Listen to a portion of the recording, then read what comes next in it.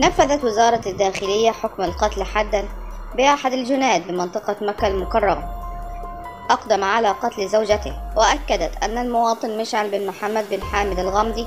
أقدم على قتل زوجته روان بنت عبد الله بن أحمد الغامدي باستدراجها إلى مكان غير مأهول بالسكان وضربها بحجر على رأسها ودهسها بالسيارة ما أدى إلى وفاتها.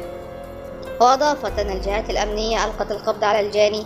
وأسفر التحقيق معه عن توجيه الاتهام إليه بارتكاب جريمته، مؤكدة أنه بإحالته إلى المحكمة المختصة صدر بحقه سقط يقضي بثبوت ما نسب إليه.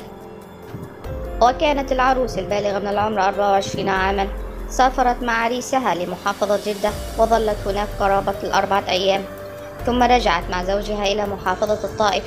حيث مقر إقامة زوجها، ويبدو أن خلافا حصل بينهما وعليه طلبت العودة لأهلها،